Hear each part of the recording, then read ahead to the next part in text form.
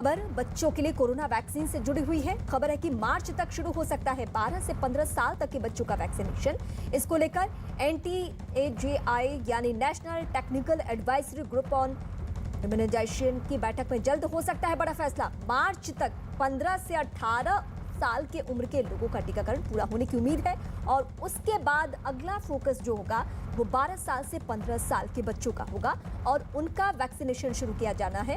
इसके लिए वैक्सीन भी उपलब्ध है। 12 से 18 साल के बच्चों को कोरोना की वैक्सीन के लिए DCFI यानी drug controller general of India की मंजूरी मिल चुकी है।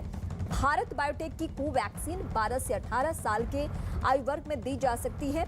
अभी 15 से 18 एज ग्रुप में यही वैक्सीन दी जा रही है। ये राहत भरी खबर है, ये बड़ी खबर है, जहां 12 से 15 साल के जो बच्चे हैं उनको लेकर अब ये कोशिश की जा रही है कि उनको भी जल्द से जल्द वैक्सीन लगे और ये प्रक्रिया शुरू होने की जो गुंजाइश है वो मार्च महीने को लेकर। रवि सिंह इस वक्त हमारे साथ लाइव जुड़ रहे हैं। रवि, अपडेट कीजिए इस खबर को। देखिए रीमा, सबसे बड़ी खबर यह है कि अभी 15 से 18 साल के बच्चों का वैक्सीनेशन चल रहा है, जो 3 तारीख से शुरुआत हुई थी। लेकिन अब जो खबर आ रही है 12 से 15 साल के बच्चों का वैक्सीनेशन जल्द ही शुरू हो सकता है और इसके लिए फरवरी के आखिर में या मार्च के शुरुआत में वैक्सीनेशन की शुरुआत होने की उम्मीद है। उसकी वजह है क्योंकि अभी 15 से 18 साल के जो बच्चों का वैक्सीनेशन चल रहा है उसकी आबादी लगभग 7 करोड़ 40 लाख है पूरे देश में और इसका 45% जो संख्या है वो वैक्सीनेशन पिछले 13 से 14 दिन में हो चुकी है। 3.5 करोड़ के आसपास वैक्सीनेशन 15 से 18 साल के बच्चों का हो चुका है। तो वैक्सीनेशन की रफ्तार बहुत तेजी से बच्चों में चल रही है और उम्मीद यही की जा रही है कि जनवरी खत्म होते होते जो 15 से 18 साल के बच्चे हैं उनका पूरी तरीके से वैक्सीनेशन फर्स्ट डोज लग जाएगा और फरवरी से शुरुआत होगी उनको सेकेंड डोज देने की। उसके बाद जैसे ही वो कंप्लीट होगा 12 से 15 साल के बच्चों का वैक्सीनेशन की शुरुआत होगी। जो भारत बायोटेक की कोवैक्सीन दी जा रही है अभी 15 से 18 साल के और वही सेम वैक्सीन 12 से 15 साल के भी बच्चों को वैक्सीनेशन दी जानी है क्योंकि पहले से ही इमरजेंसी अप्रूवल पहले से ही DCGI की तरफ से दी जा चुकी है, यानी वैक्सीन उपलब्ध है। सिर्फ एनटीए की मीटिंग का इंतजार है और जैसे ही मीटिंग में हरी झंडी मिलती है उसके बाद बच्चों का वैक्सीनेशन 12 साल के मैं आपके पास लौटती हूँ। डॉक्टर सुनीला इस वक्त हमारे साथ जुड़ चुकी हैं। मैम, आपका स्वागत है। ये बहुत राहत की खबर हम इसको कहें। 12 से 15 साल के जो बच्चे हैं उनको वैक्सीनेट करने की तैयारी अब मार्च महीने से चलेगी, फरवरी से मार्च तक।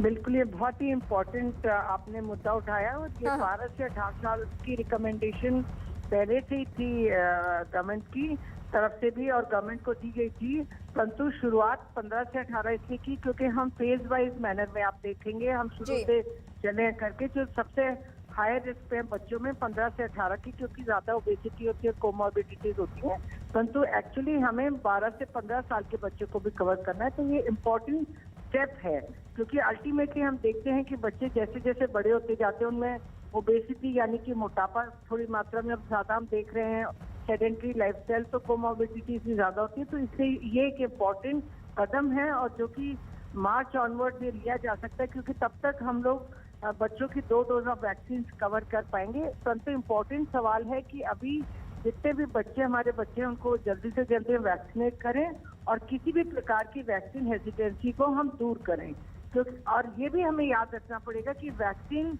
लेने का और स्कूल खुलने का कोई संबंध नहीं है। बच्चे कोविड अप्रोप्रिएट बिहेवियर फॉलो करके स्कूल जा सकते हैं और जब उनकी बारी आए वो टीकाकरण अपना करवाएं और कोविड अप्रोप्रिएट बिहेवियर का हर समय पालन करें। बिल्कुल, आप हमारे साथ जुड़ी हुई हैं तो हम चाहेंगे कि हमारे व्यूवर्स को, हमारे दर्शकों को आप उस तरीके से भी बताएं कि इसका कितना फायदा हो रहा है क्योंकि अभी जो तीसरी लहर की हम बात कर रहे हैं और हम सब अगर डबल वैक्सीनेटेड हैं तो यही वजह है कि शायद इसका उतना असर नहीं हो रहा है हम सब पे। देखिए, बेसिकली 2 चीजें हैं हमारे पास में। एक तो हमारे पास में है और नंबर 2 अगर हम देखें हम 155 करोड़ का टीकाकरण का अभियान जो है हम काफी आगे हम टीकाकरण के अभियान में बढ़ चुके हैं। तो जिन लोगों ने अभी जितने भी हम हॉस्पिटलाइजेशन देख रहे हैं यानी कि जो लोग भर्ती हैं ज्यादातर वही लोग हैं जिन्होंने या तो 1 डोज टीके की बिल्कुल नहीं लगाई है करके इन्फेक्शन उनमें सीवियर है और जो 2 डोजेस वैक्सीन की लगाते हैं उनमें बेसिकली इन्फेक्शन होता तो है, परंतु बहुत ही माइल्ड होता है, तो इससे ये एक नॉर्मल फ्लू की तरह निकल जाता है करके। तो प्राइमरी ये आज हम देख रहे हैं करके।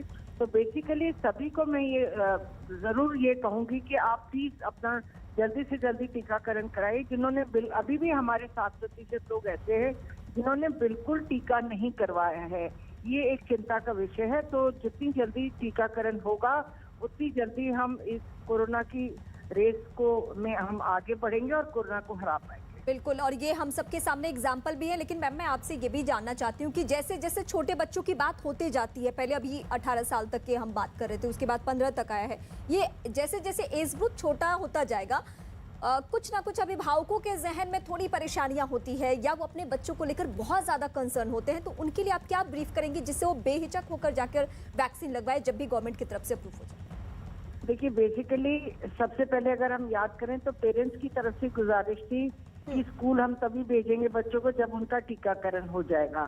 तो धीरे धीरे जैसे जैसे हम टीकाकरण की रेस में हम आगे बढ़ते चले गए, यानी कि हमने हेल्थ केयर वर्कर से लेके हम नीचे 18 साल तक गए, उसके बाद भी हमने देखा कि पेरेंट्स में बहुत हेजिटेंसी है। परंतु ये डिसीजन हमने बहुत ही साइंटिफिक और एविडेंस बेस्ड के तौर पे लिया कि अब इसके बाद में जो 15 से 18 साल के बच्चे हैं उनको टीकाकरण कराया जाए, उनका टीका लगाया जाए और फिर उसके बाद में हम नीचे जाएं। परंतु अगर हम बात करें 2 से 10 साल के बच्चों की, मैं अभी ये नहीं समझती कि उनको बहुत ज्यादा अभी आवश्यकता है, क्योंकि इनमें बच्चों में इन्फेक्शन बहुत ही ज्यादा माइल्ड होता है। परंतु जैसे जैसे हम आगे बढ़ते जा रहे हैं, पैंडेमिक को देख रहे हैं, बहुत सारी चीजें उजागर होकर आ रही हैं, तो इसका निर्णय हम 12 साल के बाद ही लिया जाएगा, साइंस के बेस पर, एविडेंस के बेस पे। आज की तारीख में मुझे ऐसा नहीं लगता कि उन बहुत छोटे बच्चों को जरूरत पड़ेगी, परंतु 12 से 18 साल के बीच में जो बच्चे हैं, मैं उनके लिए जरूर ये कहूंगी कि बिना हेजिटेशन के आके अपना टीकाकरण कराएं। और स्कूल खुलने का और टीकाकरण का कोई संबंध नहीं है। कोविड अप्रोप्रिएट बिहेवियर सबसे इम्पोर्टेंट है और साथ में टीका है जो कि आपको सीवियर इन्फेक्शन से बचाएगा। चलिए, हमने वक्त देने के लिए बहुत शुक्रिया मैम, और आपने बहुत सारे लोगों के कंफ्यूजन को भी दूर किया। इस बीच हम बड़ी खबर आपको बता रहे हैं, बच्चों के वैक्सीनेशन पर बड़ी खबर इस वक्त। और रवि हमारे साथ एक बार फिर जुड़ चुके हैं। रवि, आप डॉक्टर को सुन भी रहे थे, जो लोगों के जहन में थोड़ी बहुत भ्रांतियां हैं वो सब बहुत हद तक दूर हो चुकी है, और जाहिर सी बात है कि वैक्सीनेटेड हम सब हैं।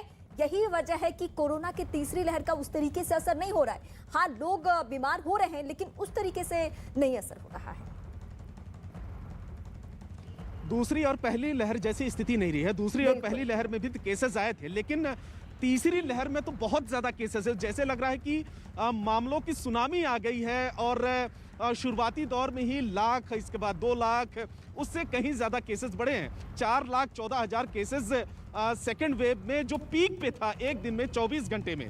लेकिन जो हॉस्पिटलाइजेशन रही है या लोगों के डेथ का जो मामला रहा है वो इतना ज़्यादा इसलिए नहीं रहा है क्योंकि बहुत ज़्यादा पिछले 1-1.5 साल से तमाम जो डॉक्टर्स हैं उनको भी जानकारी मिली है। बिल्कुल नई बीमारी थी तो जानकारी नहीं थी। वैक्सीनेशन हुआ है, बड़े लेवल पर वैक्सीनेशन हुआ है, 150 करोड़ से ज़्यादा का वैक्सीनेशन हुआ है। और जहाँ तक कि बच्चों का सवाल है, 15 से 18 साल के शुरुआती दौर में इसलिए उनका डिसीजन हुआ था क्योंकि ये एज ग्रुप ऐसी एज ग्रुप है जो बहुत बड़ी तादाद में बाहर निकलती है, लोगों से संपर्क करती है, या फिर ट्यूशन जाती है, इंस्टीट्यूट जाती है, या फिर स्कूल जब खुले हुए थे तो स्कूल जाती है। तो सबसे पहले उस एज ग्रुप को टारगेट किया गया, वो भी एडल्ट्स की तरह ही उसको ट्रीट किया गया। अब 12 से 15 साल के ऐसे बच्चे हैं जो ये भी एज ग्रुप बाहर निकलता है, तो यही करके धीरे करके नीचे के एज ग्रुप का वैक्सीनेशन का कवरेज को लेकर फैसला हुआ है। बहुत बड़े एक्सपर्ट्स ग्रुप पहले राय मशवरा करते हैं, उस एज ग्रुप को सबसे पहले वैक्सीन दी जाएगी तो क्या असर होगा, तो तमाम